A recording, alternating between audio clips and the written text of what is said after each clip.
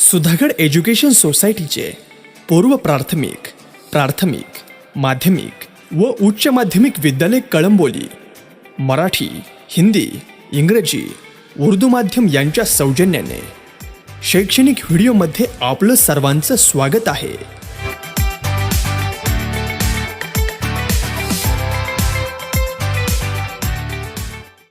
विद्यार्थी मित्रांनो नमस्कार. आज आपण इयत्ता 10वी मराठी पाठ्यपुस्तकातील पाठ क्रमांक 9 आश्वासक चित्र पाहणार आहोत. आश्वासक चित्र हे पद्य आहे. या कवितेच्या कवयित्री आहेत नीरजा राजन धुळेकर. ही कविता निरर्थकाचे पक्षी या काव्यसंग्रहातून घेतलेली आहे. आपण थोडक्यात कवयित्रीचा परिचय करून घेऊया. कवयित्रीची साहित्य संपदा विषयीची माहिती जाणून घेऊया. कवयित्री नीरजा स्त्रीवादी कवयित्री आहेत, कथा लेखिका आहेत. त्यांचे निरन्वय विना निरर्थकाचे पक्षी श्री गणेशा हे कविता संग्रह, जे दर्पणी बिंबले, ओल हरवलेली माती, ह्या त्यांच्या गाजलेल्या कथा, गाजलेले कथा संग्रह. कवयित्रीला कवी केशवसूत, इंदिरा संत, भैरू रतन दामानी असे महाराष्ट्र शासनाचे विविध पुरस्कार प्राप्त झालेले आहेत. अशा या कवयित्री नीरजा राजन धुळेकर यांची साहित्य संपदा आपल्याला सुपरिचित आहे. कवयित्री या पद्य पाठामध्ये स्त्री पुरुष समानतेचं आश्वासक चित्र रेखाटते. या कवितेची मध्यवर्ती कल्पना आपण थोडक्यात जाणूया. कवयित्री नीरजा यांनी या कवितेमध्ये स्त्री पुरुष समानतेचे आश्वासक चित्र रेखाटलेले आहे. या कवितेमध्ये भविष्यात स्त्री पुरुष समानता आकाराला येईल अशा प्रकारचा विश्वास त्यांना वाटतो. कवयित्रीनं लिहिलेली ही कविता, त्यातून व्यक्त झालेला विचार सार्वकालिक असा आहे. कवयित्रीनं जो विचार मांडलाय स्त्री पुरुष समानतेचा, स्त्री पुरुष समानतेचा विचार, त्याचं मूल्य, त्यामुळे ही कविता एक चिंतनात्मक कविता वाटते. या कवितेतून व्यक्त झालेला स्त्री पुरुष समानतेचा विचार, समानतेचं मूल्य विद्यार्थ्यांमध्ये संक्रमित व्हावं आणि ते रुजावं, या हेतूनच पाठ्यपुस्तकामध्ये ही कविता समाविष्ट केलेली आहे. विद्यार्थी मित्रांनो, आजचा काळ पाहिला, वर्तमान, भूत, भविष्य, त्यामध्ये भूतकाळ आपण पाहिला आणि वर्तमान काळ पाहिला, तर भारतीय संस्कृती ही नेहमीच पुरुष प्रधान राहिलेली आहे आणि स्त्रियांना नेहमीच दुय्यम स्थान प्राप्त झालेलं आहे. तसं पाहिलं तर स्त्री पुरुष ही संसाराची दोन चाके आहेत, पण पुरुषानं कधी स्त्रीला आपल्या बरोबरीचं स्थान दिलंच नाही. त्यामुळे स्त्री नेहमी ही विषमता घेऊनच आज जगत आलेली आहे. ताराबाई शिंदे महात्मा ज्योतिबा फुले यांच्या काळातल्या लेखिका, त्यांच्या समकालीन लेखिका, त्यांनी या स्त्रीविषयीचे ठाम विचार मांडलेले आहेत की स्त्री संसारामध्ये पुरुषाच्या बरोबरीनं काम करते, माहेरची प्रेमाची माणसं सोडून ती सासरी येते, सासरच्यांना प्रेम देऊ करते, त्यांच्यासाठी कष्ट करते, झगडते, पण तरी सुद्धा तिच्या वाट्याला दुःख येतं, तिच्यावर अन्याय होतो, अत्याचार होतो. हे का? कारण देव पुरुष आहे म्हणून पुरुषाला ही सगळी मुक्तता दिली आणि स्त्रियांना मात्र बंधनात टाकलं. म्हणजे अशा प्रकारचा जाब त्या ताराबाई शिंदे यांनी देवालाही विचारलाय की देवा, तू पुरुष होता म्हणून पुरुषाला तू मुक्त वावर दिला आणि स्त्रियांना मात्र तू काहीच अधिकार ठेवले नाहीस, हे मात्र योग्य नाही. तसं पाहिलं तर स्त्री आणि पुरुष दोघांनाही समान न्याय मिळाला पाहिजे, समान हक्क मिळाला पाहिजे आणि ती भावना स्त्रियांमध्ये निर्माण होते आहे. आज आपण पाहिलं तर स्त्री पुरुषाच्या कोणत्याही बाबतीत, अगदी कष्टाच्या, राजकीय सामाजिक नेतृत्व करण्याच्या बाबतीत कुठेही कमी पडत नाही, पण तरी सुद्धा ती अजूनही दुय्यम स्थानीच तिला वागणूक दिली जाते. हे चित्र मात्र दुःखदायक आहे आणि कवयित्रीला मात्र विश्वास वाटतो की भविष्यामध्ये स्त्री पुरुष समानता साकार होईल. प्रत्यक्ष आपण कवितेला सुरुवात करूया. प्रथम मी कवितेचे वाचन करतो आणि मग आपण कवितेचा भावार्थ समजून घेऊया.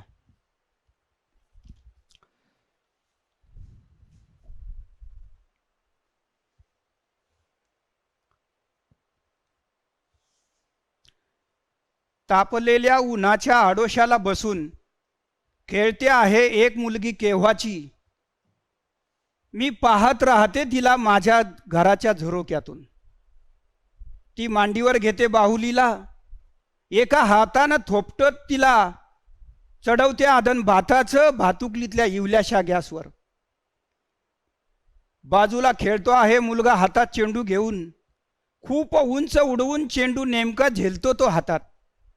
मुलगी पाहत राहते कौतुकानं त्याच्याकडे. अचानक बाजूला ठेवून बाहुलीला ती जवळ जाते त्याच्या. मुलगा दाखवतो तिला आपलं कसं पुन्हा एकदा. मुलगी चेंडू मागते त्याच्याकडे, तेव्हा तो हसून म्हणतो, तू भाजी बनव छानपैकी पाल्याची. ती म्हणते, मी दोन्ही करू शकते एकाच वेळी, तू करशील? मुलगा देतो चेंडू तिच्या हातात. उंच उडालेला चेंडू आभाळाला शिवून नेमका येऊन पडतो तिच्या ओंजळीत. मुलगा पाहत राहतो आश्चर्यचकित. तशी ती हसून म्हणते, आता तू. मांडी घालून मुलगा बसतो गॅस समोर, दोन्ही हातांनी थोपटवत झोपवतो बाहुलीला प्रथम, मग शोधतो पातेलं भाजीसाठी. हळूहळू शिकेल तोही आपलं कसब दाखवतानाच घर सांभाळणं, तापलेल्या उन्हाच्या आडोशाला बसून. माझ्या घराच्या झरोक्यातून दिसतं आहे एक आश्वासक चित्र उद्याच्या जगाचं, जिथे खेळले जातील सारेच खेळ एकत्र. भातुकलीतून प्रवेशताना वास्तवात हातात हात असेल दोघांचाही, ज्यावर सहज विसावेल बाहुली आणि चेंडू दोघही जोडीनं. कवयित्री या कवितेतून स्त्री पुरुष समानतेचं चित्र भविष्यात नक्कीच वास्तवात येईल अशा प्रकारचा विश्वास कवयित्रीला वाटतो. आणि त्याचं वर्णन करताना कवयित्री म्हणते की तापलेल्या उन्हाच्या आडोशाला बसून खेळते आहे एक मुलगी केव्हाची. तापलेलं ऊन ह्या शब्दाची जी संकल्पना आहे, तापलेलं ऊन म्हणजे भविष्यातलं धगधगतं वास्तव, त्याला तापलेलं ऊन असं म्हणतात. आडोसा, आडोसा म्हणजे आश्रय. म्हणजे आपण मग पावसाच्या आडोशाला जातो, उन्हाच्या आडोशाला जातो, किंवा थंडी वाऱ्यापासून आपण आडोशाला जातो. आडोसा म्हणजे एक प्रकारे आश्रय आपण घेतो. कवयित्री आपल्या घराच्या झरोक्यातून, झरोका म्हणजे खिडकी,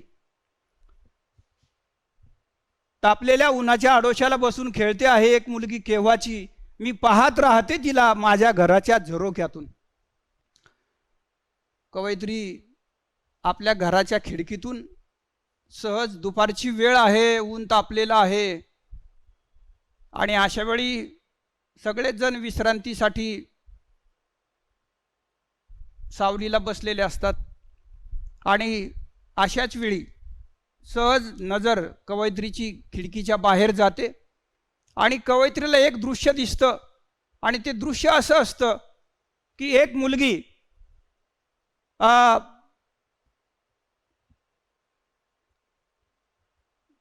आडोशाला बसून, म्हणजे जिथे सावली आहे, ऊन नाही, अशा ठिकाणी बसलेली आहे आणि ती खेळते आहे.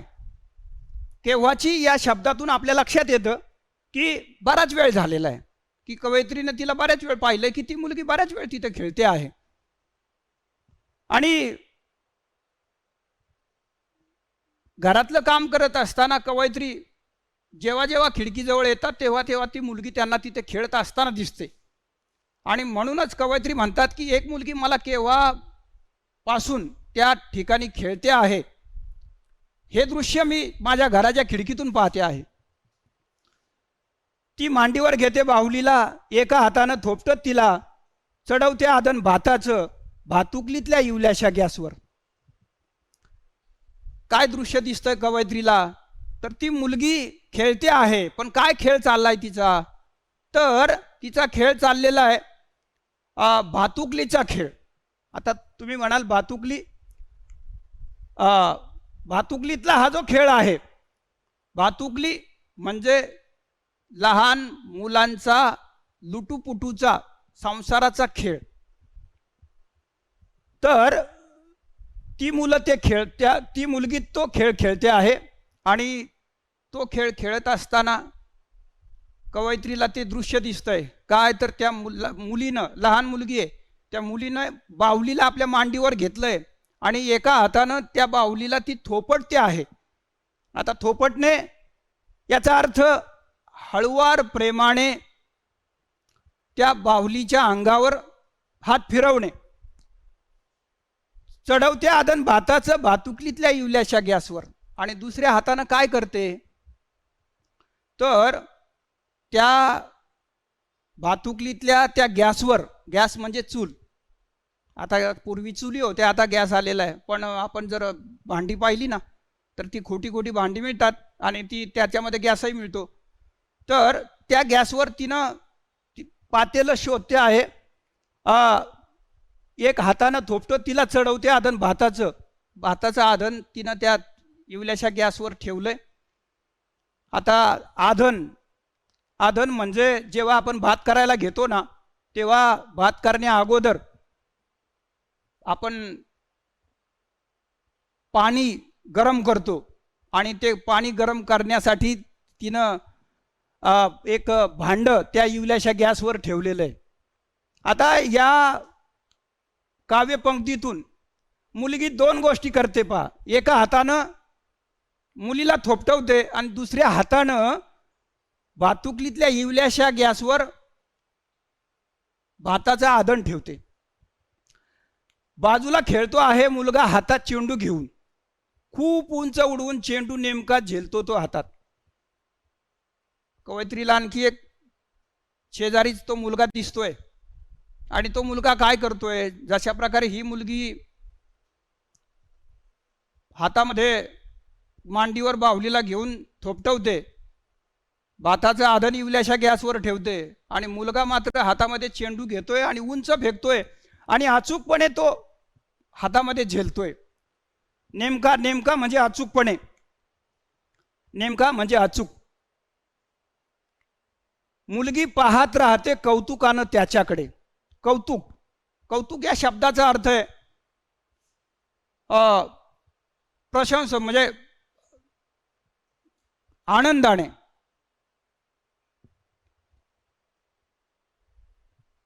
तिला त्याची प्रशंसा वाटते. कौतुक करणे, प्रशंसा करणे, वाहवा करणे. मुलगी त्याचं ते कसं पाहते आणि तिला त्याचं कौतुक वाटतं की खूप सुंदर. मुलगा वरती चेंडू फेकतो आणि बरोबर तो हातात झेलतो, याचं तिला कौतुक वाटतं. आणि मुलगी पाहत राहते कौतुकाने त्याच्याकडे. अचानक बाजूला ठेवून बाहुलीला ती जवळ जाते त्याच्या. मुलगी आपलं जे काम चाललेलं आहे ती बाजूला ठेवते आणि तिथून त्या गॅस समोरून बाहुलीला बाजूला ठेवून तिथून ती उठते आणि त्या मुलाकडे येते आणि मुलगा दाखवतो तिला आपलं कसं पुन्हा एकदा. आता मुलाला असं वाटतं की मला जे जमतं ते तिला जमणार नाही. तो मुलगा ती जवळ आल्यानंतर काय करतो की पुन्हा उंच चेंडू फेकतो आणि पुन्हा अचूकपणे हातामध्ये झेलतो. कसब दाखवणे म्हणजे कौशल्य, कला, क्षमता. तर तो तिला ते पुन्हा दाखवतो. म्हणजे त्याला असं वाटतं की ही जी क्षमता आहे उंच चेंडू फेकून अचूकपणे झेलण्याची, ती माझ्यात आहे. आणि ती कृती तो पुन्हा तिला करून दाखवतो. मुलगी चेंडू मागते त्याच्याकडे, तेव्हा तो हसून म्हणतो, तू भाजी बनव छानपैकी पाल्याची. मुलाला जेव्हा ती मुलगी म्हणते की मलाही चेंडू खेळायचा आहे आणि तो चेंडू माझ्याकडे दे, मी सुद्धा खेळू इच्छिते, मला सुद्धा तो चेंडू वरती फेकायचा आहे आणि अचूकपणे झेलायचा आहे, कारण हे मलाही जमतंय, असं तिला वाटतं. पण तो मुलगा मात्र म्हणतो ना आपण की त्याला काय वाटतं, आता इथे मुळात ती मुलगी आणि तो मुलगा, हे मुलगी स्त्रीचं प्रतिनिधित्व करते आणि मुलगा पुरुषाचं प्रतिनिधित्व करतोय. त्यामुळे मुलाच्या अंगी की मी जी कामं करतो आहे ती कामं तिला जमणार नाहीत, या भावनेनं तो म्हणतो की तू भाजी बनव छानपैकी पाल्याची. म्हणजे तुम्हा स्त्रियांचं चूल आणि मूल सांभाळणं हेच तुमचं काम, तुम्हाला आमची पुरुषांची कामं नाही जमणार. म्हणजे अशा प्रकारचा जो समज आहे तो त्या मुलात आहे आणि तो तिला कमी लेखतोय. त्याला वाटतं की हे काम मुलीला काय जमणार, स्त्रियांना काय जमणार, ही कामं पुरुषांची. पण तसं कामात भेदाभेद नाही, कामं तर सगळ्यांनीच केली पाहिजेत. पण त्या ठिकाणी त्याचा जो समज होता की ही कामं फक्त आमचीच, पुरुषांचीच, म्हणून तो तिला म्हणतोय की तू छानपैकी भाजी बनव पाल्याची. पण एक मात्र पहा, ती म्हणते मी दोन्ही करू शकते एकाच वेळी, तू करशील. मुलगा देतो चेंडू तिच्या हातात. पहा, ती मुलगी आत्मविश्वासपूर्वक, म्हणजे या पंक्तीतून मुलीच्या ठिकाणी असणारा आत्मविश्वास दिसतो आपल्याला. आणि ती मुलगी त्या मुलाला म्हणते की मी दोन्ही करू शकते एकाच वेळी, तू करशील. म्हणजे स्त्रियांमध्ये जागृत होत असलेला आत्मविश्वास यातून दिसतो. आणि ती आव्हान देते मुलाला की मी करते दोन्ही गोष्टी, तुला जमतील का? आणि मग पण या ठिकाणी एक गोष्ट मात्र पाहायला मिळते की मुलगाही म्हणजे जे कवयित्रीला अपेक्षित नव्हतं ते मात्र पुढे दिसतंय. आणि उंच उडालेला चेंडू आभाळाला शिवून नेमका येऊन पडतो तिच्या ओंजळीत. पा तो मुलगा तिच्या हाती चेंडू सोपवतो आणि पाहत राहतो. त्याला असं वाटतं की हिला हे काही जमणार नाही, तिच्या हातातून तिनं उंच फेकलेला चेंडू नक्कीच खाली पडेल आणि तिचं हसं होईल आणि आपल्याला तिला सांगता येईल की ही कामं तुमची नाहीत. तू अगदी आपली स्वयंपाकघर, तू छानपैकी भाजीच बनव, तू स्वयंपाकच कर, हेच तुझं काम. पण जेव्हा ती हातामध्ये चेंडू घेते आणि उंच फेकते आणि तो चेंडू उंच फेकून ती बरोबर आपल्या ओंजळीत झेलते. आता आभाळाला शिवणे, आता शिवणे याचा अर्थ आहे स्पर्श करणे. आता आभाळाला शिवणे म्हणजे आता इथे काय तो आभाळाला शिवून नाही येत, प्रत्यक्ष तो अर्थ नाही इथे. कवयित्रीला फक्त यातून हे सांगायचंय की त्या मुलीनं चेंडू उंच फेकला, म्हणजे इतका उंच गेला की जसा आभाळाला शिवून आलाय. आणि एवढा उंच फेकलेला चेंडू तिच्या ओंजळीत नेमका जेव्हा ती पकडते तेव्हा मुलाची अवस्था काय होते? मुलगा पाहत राहतो आश्चर्यचकित, मुलगा पाहत राहतो आश्चर्यचकित. मुलाला आश्चर्य वाटतं, मुलगा चकित होतो, मुलगा थक्क होतो. मुलाला असं वाटतं की तिला हे जमणार नाही आणि तिला ते जमतं. आणि मग तेव्हा ती मुलगी हसून म्हणते, तशी हसून म्हणते ती, आता तू. आता काय, मुलीनं छानपैकी पाल्याची भाजी बनवलेली, मुलाला वाटलं की हिला चेंडूचं काम जमणार नाही, पण आता हिनं तर उंच उडालेला चेंडू नेमका झेललाय. आता मुलीची वेळ आहे. मुलगी म्हणते मुलाला, आता तुझी पाळी आहे बाबा, आता तू काय कर, मी जसा स्वयंपाक केलाय ना छानपैकी, मला सांगतो ना तू छानपैकी पाल्याची भाजी कर, आता तू कर. जे काम मी केलं बावलीला थोपटत स्वयंपाक करण्याचं, ते काम आता तू करून दाखव. पण मुलांच्या ठिकाणी ज्या प्रकारे मुलीला अपेक्षा होती की मुलगा नाकारेल, मला नाही जमणार, पण मुलाच्या ठिकाणी जी वृत्ती पाहायला मिळते ना, मुलाच्या ठिकाणीचा झालेला बदल पाहायला मिळतो ना, तो चकित करणार आहे. कारण या ठिकाणी मांडी घालून मुलगा बसतो गॅस समोर.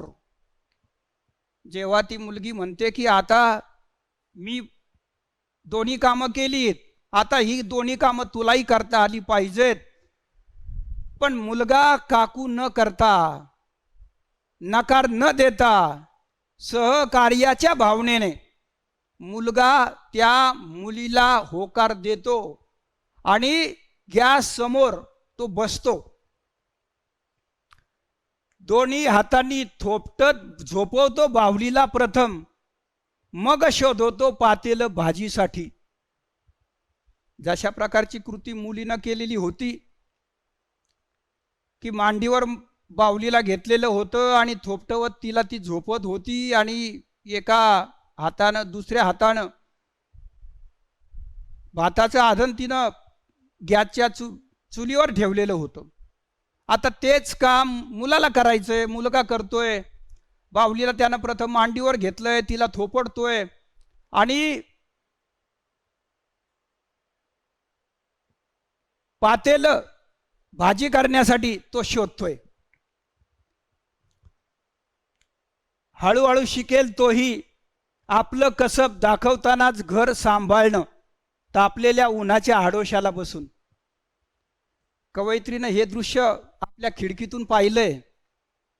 कवयित्रीनं काय पाहिलं तर तो मुलगाही तयार झालाय. तोही बाहुलीला मांडीवर घेऊन झोपवतोय.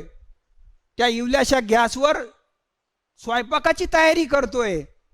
याचा अर्थ आहे की हळूहळू तोही शिकणार आहे. त्याची इच्छा आहे, त्याची तयारी आहे, त्याची इच्छा आहे की आपणही केलं पाहिजे.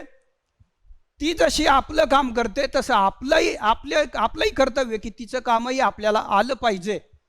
यातून स्वावलंबनाची भावना जागृत होते. आपलं कसब दाखवतानाच घर सांभाळणे. आता घर सांभाळणे याचा अर्थ आहे संसार सांभाळणे, घराची व्यवस्था पाहणे. तर घरदार सांभाळणे सामान्य गोष्ट नाही, खूप अवघड गोष्ट आहे घरदार सांभाळणे. आणि आतापर्यंत स्त्री सांभाळत आलेली आहे. आता पुरुषही घरदार सांभाळण्याचं काम पार पाडतील. आता मुळात हे काम आतापर्यंत घडलेलं नाही, ते घडू पाहतंय. तसा आशावाद निर्माण होतोय. त्यामुळे वेळ लागेल, पण मुलगाही ते काम करेल. आणि हे सगळं जशा प्रकारे मुलगी स्वयंपाक करते, बाहुलीला सांभाळते, चेंडू उंच उडालेला अचूक झेलते, तशा प्रकारची कृती मुलगाही करतोय. आणि भविष्यामध्ये मुलगाही शिकेल आणि एक स्त्री पुरुष समानतेचा जो विश्वास आहे तो पक्का होण्यास कवयित्रीला पक्का होण्यास, तो ठाम होण्यास नक्कीच भविष्यात आधार मिळेल. माझ्या घराच्या झरोक्यातून दिसतं आहे एक आश्वासक चित्र उद्याच्या जगाचं, जिथे खेळले जातील सारेच खेळ एकत्र. कवयित्री म्हणते, या भातुकलीच्या खेळातून मी जे चित्र पाहिलं त्या चित्रातून मला माझी भावना ठाम झाली. मला आश्वासन मिळालं, मला विश्वास मिळाला की उद्या स्त्री पुरुष समानता आकाराला येईल. आणि तसं चित्र या भातुकलीच्या खेळातून मला दिसलंय. आणि ही मुलं भविष्यात एकत्र येतील, सहकार्याच्या सामंजस्याच्या भूमिकेतून वागतील आणि स्त्री पुरुष समानता नक्कीच आकाराला येईल. आणि या ठिकाणी सगळेच खेळ, जसे स्त्री पुरुषांचे खेळ म्हणजे स्त्रिया जे काम करतात, पुरुष जे काम करतात, सगळेच काम सहकार्यानं सामंजस्यानं एकत्रपणे केले जातील. आणि एक सुंदर स्त्री पुरुष समानता निर्माण होऊन एक आनंद या जगात त्यामुळे निर्माण होईल.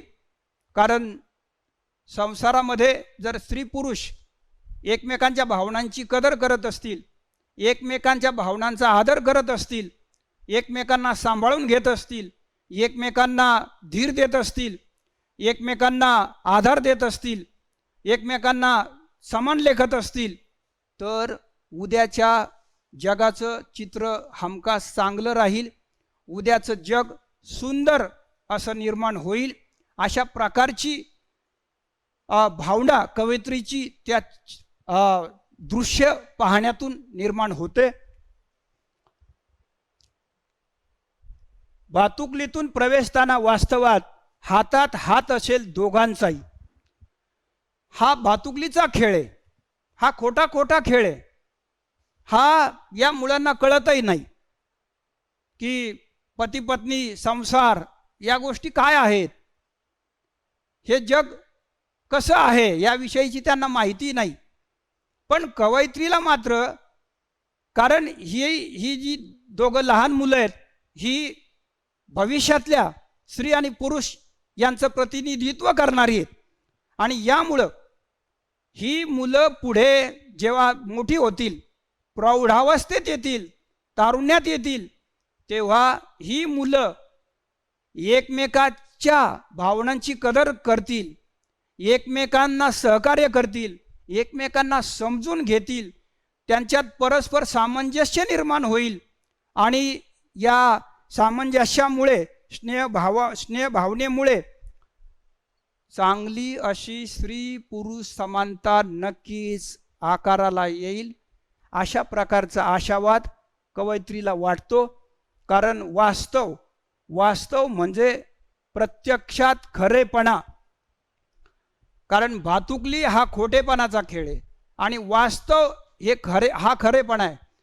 कारण भातुकली सहज सोपं आहे, पण वास्तवात जेव्हा तुम्ही खरा संसार कराल तेव्हा तुम्ही जसं आज वागत आहात तशा प्रकारे वागून एक स्त्री पुरुष समानता या जगात निर्माण होईल आणि नक्कीच सुंदर असं जग आकाराला येईल.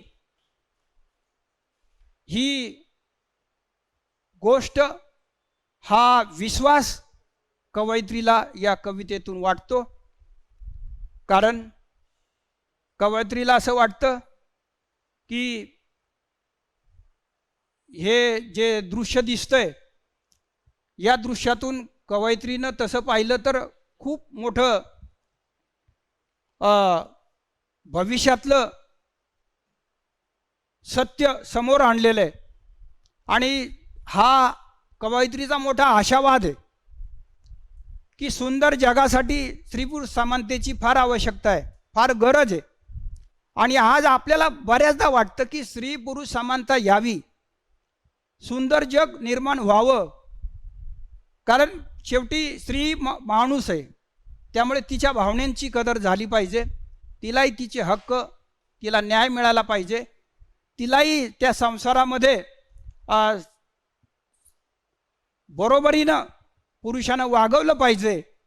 कारण या समानतेमुळेच सुंदरता, सौंदर्य, प्रेम, स्नेहभाव, परस्पर सामंजस्य या गोष्टी निर्माण होतील आणि एक सुंदर जग यामुळं आकाराला येणार आहे. आणि म्हणूनच स्त्री पुरुष समानतेची किती गरज आहे हे या कवितेतून आपल्याला कळतं. आणि विद्यार्थ्यांनाही याची जाणीव व्हावी की अरे, आपण जेव्हा एखाद्या मुलीला म्हणतो की हे आमचं काम आहे, हे तुमचं काम नाही, तर या पाठातून या मुलांसमोर याही गोष्टी येतील की आपण जसे आपल्या घरातले लाडके आहोत, आपल्या घरामध्ये आपल्याला प्रेम दिलं जातं, आपलंच सगळं आहे असं सांगितलं जातं, आपलंच कौतुक केलं जातं, पण मुलीचं मात्र तेवढं कौतुक होत नाही. याचा अर्थ आहे समाजच स्त्रीकडे अशा विषम दृष्टीनं जर पाहत असेल तर मग ही स्त्री पुरुष समानता कशी आकाराला येईल. आणि म्हणून या भातुकलीच्या या खेळातून मात्र मुलांमध्ये होत असलेला हा बदल पाहून मला मात्र एक विश्वास वाटतो, विश्वासार्ह भावना माझी निर्माण होते, उत्साहवर्धक, प्रोत्साहक असं मला वाटतं की भविष्यामध्ये जेव्हा हीच लहान मुलं पुढे येतील, मोठे होतील आणि वास्तवात येतील आणि एकमेकांना सांभाळून घेतील आणि त्यातूनच स्त्री पुरुष समानता निर्माण होईल. आणि ही स्त्री पुरुष समानता निर्माण झाली पाहिजे हाच विचार कवयित्रीला या कवितेतून मांडायचा आहे. आणि हे स्त्री पुरुष समानतेचं जे मूल्य आहे हे मूल्य समाजात रुजलं पाहिजे आणि स्त्री पुरुष समानता आकाराला आली पाहिजे आणि आनंदानं स्त्री आणि पुरुष यांचा संसार झाला पाहिजे, हे जग सुंदर झालं पाहिजे, अशा प्रकारची भावना या कवितेतून कवयित्री व्यक्त करतात. तर आपण थोडक्यात कवितेच्या मागे दिलेले काही स्वाध्यायाचे प्रश्न पाहूया. कवितेच्या आधारे खालील कोष्टक पूर्ण करा. आता यामध्ये आता विद्यार्थी मित्रांनो, ही कविता जर पाहिली, जसं आपण 4 मार्कासाठी विचारलं जातं पहा, की कवितेचं नाव दिलं जातं आपल्याला. कवितेचे कवी कवयित्री निर्जा, कवितेचा विषय इथे स्त्री पुरुष समानता, कवितेची रचना, कवितेचा रचना प्रकार मुक्त छंद आणि स्थायी भाव, स्त्री पुरुष समानता आकाराला येईल अशा प्रकारची दृढ भावना. तर त्यामधून मग पुढे आणखी प्रश्न की भाषिक वैशिष्ट्ये, कविता आवडण्याची न आवडण्याची कारणे, कवितेतील आवडलेल्या ओळी, कवितेचा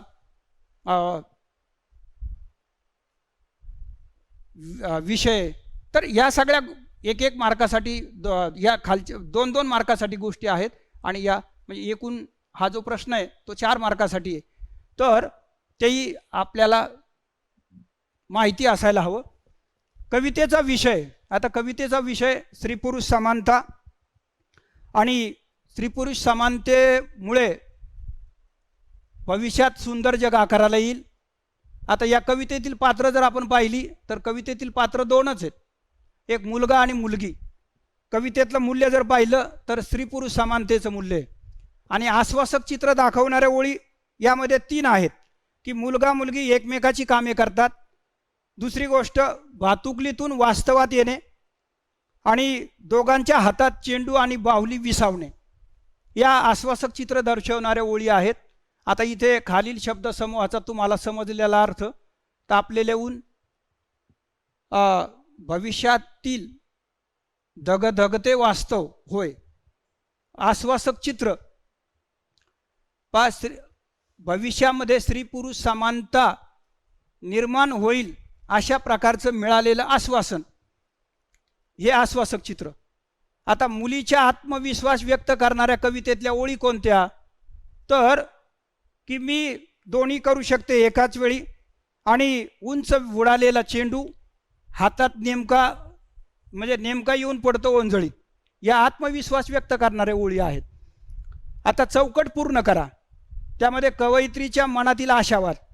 आता कवयित्रीच्या मनातला आशावाद काय आहे, तर भविष्यातील